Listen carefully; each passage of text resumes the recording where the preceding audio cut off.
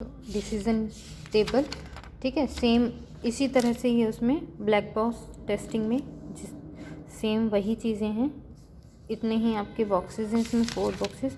तो जैसे यहाँ पे आपने कंडीशन लगाई थी ना कि कंडीशन क्या क्या होनी चाहिए, इस शार्प और इस डिसिप्लिन में, मीन्स मतलब क्या कर रहे हो आप, इंटरव्यू ले रहे हो ना, तो इस तरह से, ठीक है। रूल आपने डाल दिए, उसमें 4 रूल्स डाल दिए हैं, ठीक है। एक्शंस, क्या क्या आप एक्शंस परफॉर्म करोगे, ठीक है। एक्शन एंट्री के लिए या तो मतलब उसमें जो भी आप एक्शन ले रहे हो या तो क्रॉस से डिनोट कर दोगे या फिर राइट से करोगे, ठीक है।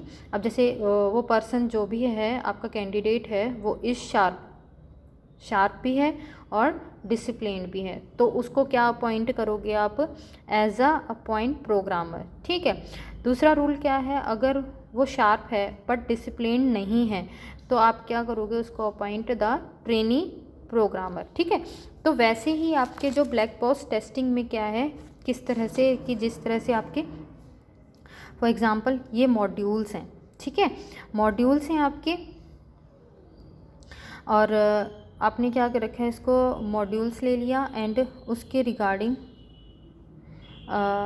सॉरी, आपने जैसे ये इनपुट ले ली है और ये आउटपुट ले ली है, ठीक है।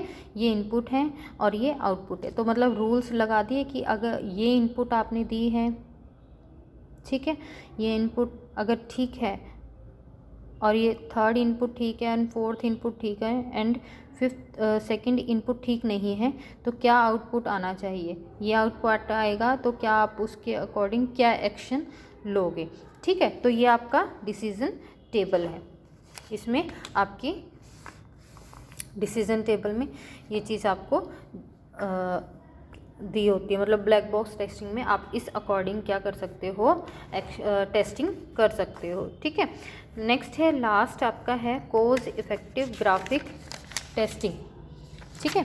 ये लास्ट आपकी टेक्निक है। इसमें क्या होता, a weakness of equivalence class partitioning and boundary value are analysis is that they do not consider combination of input। इसमें क्या है, जो वीक पॉइंट्स हैं आपके बाउंड्री वैल्यू एनालिसिस के और इक्विवेलेंट क्लास के, ठीक है, तो उनको ये रिमूव करती है। क्यों? क्योंकि वो क्या है, वो तो सिंगल सिंगल कंडीशंस को चेक करती है ना, ये कंबाइन करती है, ये मतलब सिंगल इनपुट को वो चेक करती है और ये क्या करती है, कंबाइंड इनपुट को चेक करती है, ठीक है। Cause effect graphic is a technique that help in selecting combination of input condition in a systematic manner so the number of test cases do not become large। अब क्या करते हैं, ये तो इनपुट्स के जो कंडीशंस हैं उनको कंबाइन करके टेस्ट करती है, तो इसलिए यहाँ पे क्या है, टेस्ट केसेस जो होते हैं वो बहुत ज़्यादा कम होते हैं। बट लेकिन जो आपने बाउंड्री में देखा था, क्योंकि बाउंड्री में क्या है, आपको क्या है, मतलब अगर 3-4 बाउंड्री के आसपास अगर आप टेस्ट करते हो तो उसमें भी तो केसेस आपके बढ़ रहे हैं ना, कि आप देखोगे आसपास के भी तो देखोगे कितनी इनपुट्स हम डालें, है ना, आसपास के 3-4 इनपुट तो डालोगे आप ना, उनको चेक करोगे तो उनमें केसेस क्या, नंबर ऑफ़ केसेस आपके इंक्रीज़ हो जाते हैं। इक्विवेलेंस में भी वही है कि आप क्या करते हो, क्लासेस को डिवाइड कर देते हो ना, इक्वल क्लासेस को आप डिवाइड कर देते हो, तो उसमें भी केसेस आपके ज़्यादा बनते हैं। लेकिन यहाँ पे क्या है, कॉज इफेक्ट ग्राफिक्स टेक्निक्स में आपके इनपुट्स की ये क्या करते हैं, कंबाइन इनपुट्स को क्या करता है, ये इकट्ठे ही चेक करता है, टेस्ट करता है, ठीक है। This technique start with identifying cause and effects of the system under testing. ये क्या करता है, कॉज एंड इफेक्ट्स को, ठीक है, पहले कॉज एंड इफेक्ट्स को आइडेंटिफाई करता है, आइडेंटिफाई करेगा, फिर उसके बाद मतलब सिस्टम में क्या कॉज है क्या इफेक्ट है, फिर उसके बाद हाँ टेस्ट करेगा, ठीक है। कॉज क्या है, कॉज किसको बोल रहा है, ये डिस्टिंक्ट इनपुट कंडीशन कंडीशन को कॉज बोल रहा है, और इफेक्ट किसको बोल रहा है, आउटपुट कंडीशन को, ठीक है। After identifying the cause and effect for each effect we identify the cause that can produce the effect and how the condition have to be combined to make the effect true, ठीक है। Condition are combine using the Boolean operators. अब इन conditions को किस तरह से combine करेंगे, Boolean operators के थ्रू, एंड और एंड नॉट, ठीक है, which are represented in the graph. Graph में कैसे रिप्रेजेंट किया जाएगा, देखो ये है आपका एंड का सिंबल और एंड नॉट का सिंबल, ठीक है। The basic symbol used for drawing cause effect graph. ये सिंबल्स किस लिए यूज़ करते हैं, क्योंकि हम क्या कर रहे हैं, कॉज इफेक्ट का ग्राफ जब ड्रॉ करते हैं तो उसके लिए ये सिंबल्स का यूज़ किया जाता है। अब यहाँ पे देखो आइडेंटिफाई क्या है कि आपके कॉज एंड इफेक्ट है, ठीक है। कॉज के लिए सी इन्होंने डोनोट कॉज के लिए सी लिया है अपने, और यहाँ पे इफेक्ट के लिए ई डिनोट किया है, ठीक है। यहाँ पे हमने आइडेंटिफाई कर लिया हमारा कॉज क्या है एंड इफेक्ट क्या है, ठीक है। अब यहाँ पे देखो नॉट का सिंबल देखो ये वाला सिंबल है, और के लिए हमने क्या सिंबल लिया है, ये वाला, एंड के लिए हमने ये वाला सिंबल लिया है, ठीक है। ग्राफ्स जब हम डिनोट करेंगे तब। अब देखो cause effect graphic technique has following steps. क्या क्या स्टेप्स होते हैं इसके, तो देखो फर्स्ट स्टेप है various module in the system are identify. हमारे सिस्टम में जितने भी मॉड्यूल्स हैं पहले उनको हम ढूंढेंगे, आइडेंटिफाई करेंगे कि हमारे सॉफ्टवेयर में कितने मॉड्यूल्स हैं, मतलब कितने मॉड्यूल्स को मिला के हमारा एक सॉफ्टवेयर रेडी हुआ है, ठीक है। उन सब मॉड्यूल्स को हम आइडेंटिफाई करेंगे, ठीक है। For each of the module identify various input condition and the action to be taken corresponding to these input condition। तो फिर हम उसके बाद क्या करेंगे, हर मॉड्यूल्स में ये चेक करेंगे, ये आइडेंटिफाई करेंगे कि क्या इनपुट कंडीशन है और उन इनपुट कंडीशन के रिगार्डिंग हमने क्या क्या एक्शन परफॉर्म किए हैं, क्या क्या एक्शन हम लेंगे, ठीक है। Various input condition are called cause. तो हम हर इनपुट कंडीशन को क्या बोलेंगे, कॉज बोलेंगे। And action corresponding it is called effect. और उन कंडीशन के करस्पॉन्डिंग हमने क्या एक्शन परफॉर्म किया है उसे क्या बोलेंगे, effect. Hence in this step cause and effect are listed for each module. तो इस स्टेप में क्या हो जाएगा, हर मॉड्यूल का हमारे पास लिस्ट आ जाएगी, क्या कॉज है और क्या इफ़ेक्ट्स हैं, ठीक है। Draw cause effect graph. फिर हम क्या करेंगे, कॉज और इफेक्ट ग्राफ ड्रॉ करेंगे, ठीक है। देखो सबसे पहले हमने क्या कर लिया, हमारे मॉड्यूल से कॉजेज़ एंड इफ़ेक्ट्स की लिस्ट रेडी कर ली, ठीक है, हमने बना लिया। उसके बाद फिर इसने क्या बोला है, ड्रॉ कॉज इफेक्ट ग्राफ। अब यहाँ पे हमने कॉज और इफ़ेक्ट्स का ग्राफ ड्रॉ कर लिया, ठीक है। अब देखो ये वाला सिंबल क्या है, एंड, यानी C1 एंड C2, ठीक है। जब ये आपके कॉज होंगे तो हमें क्या एक्शन परफॉर्म करना है, मतलब ये दोनों जब ट्रू होंगे तो हमें क्या एक्शन परफॉर्म करना है, ट्रू हो नॉट हो, मतलब ये दोनों जब कंबाइन करेंगे तो किस तरह से हमें ये एक्शन परफॉर्म करना है, ठीक है। फिर है transform cause effect graph into decision table. अब इसके बाद हम क्या करेंगे, ग्राफ जब ड्रॉ कर लेंगे उसके बाद हम डिसीजन टेबल में उसको ट्रांसफॉर्म कर लेंगे, ठीक है। अब देखो यहाँ पे कॉज आपके आगे कॉजेज़ लिख दिए आपने, इफ़ेक्ट्स लिख दिए और यहाँ पे रूल्स लिख दिए, जितने भी रूल्स आपको बनाने हैं, ठीक है। अब देखो C1 एंड C2, जब C1 एंड C2 की कंडीशंस, ठीक है, मिला के ट्रू हो जाएगी तो इसका क्या इफ़ेक्ट होगा, इफ़ेक्ट 1, ठीक है। तो इस तरह से हमें ये फॉलो करना है कॉज इफ़ेक्ट ग्राफ टेक्निक, जो ये टेस्ट टेक्निक हम किस तरह से करेंगे, ठीक है, ये हो गया। फिर इसके बाद convert decision table into test cases. फिर उसके बाद डिसीजन टेबल को हम टेस्ट केसेस में डिवाइड कर देंगे, ठीक है।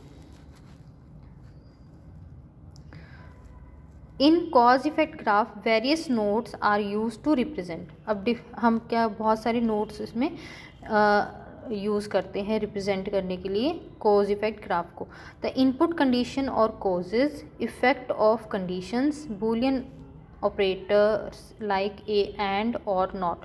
तो क्या करेंगे, इनपुट कंडीशंस के लिए हम कॉजेज यूज़ करेंगे, इफ़ेक्ट्स ऑफ कंडीशंस, ठीक है, कंडीशंस का क्या इफ़ेक्ट होगा उसके लिए हम इफ़ेक्ट्स नोड यूज़ करेंगे, and operators Boolean operators use करेंगे, एंड और नॉट, ये 3 ऑपरेटर्स का इनमें यूज़ होगा, ठीक है। तो यही एग्जांपल कर लो, चाहे ये एग्जांपल कर लो या फिर पीछे वाला एग्जाम्पल, पीछे वाला मत करना क्योंकि यहाँ पे टेस्टिंग हो रही है ना, वहाँ कुछ और था आपका, यहाँ पे कुछ और, यहाँ पे टेस्टिंग की दिखा रहे हैं ना, तो टेस्टिंग के लिए तो आपको मॉड्यूल्स का ही लेना पड़ेगा, ठीक है।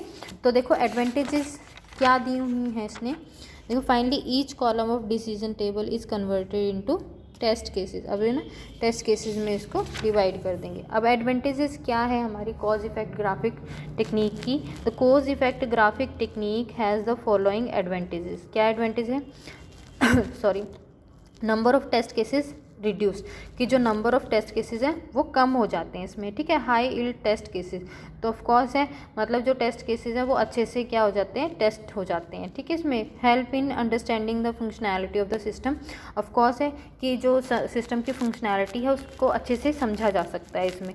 Advantage of black box testing, अब ब्लैक बॉक्स टेस्टिंग की क्या एडवांटेज है, most effective on larger unit of code than white box testing, of course है जो लार्जर यूनिट है उसको मतलब अच्छे से ये क्या करता है, अच्छे से टेस्ट कर लेता है, कंपैरिजन है वाइट बॉक्स टेस्टिंग के कंपैरिजन में, ठीक है। अब क्योंकि वाइट बॉक्स टेस्टिंग में क्या होता है कि आपको सारे उसके डिज़ाइन स्ट्रक्चर भी देखना पड़ता है, क्या लैंग्वेज यूज़ की गई है, तो वो सारी चीज़ें होती हैं। और इसमें क्या है, सिंपल ओवरऑल आप क्या करते हो, फंक्शनैलिटी को चेक करते हो।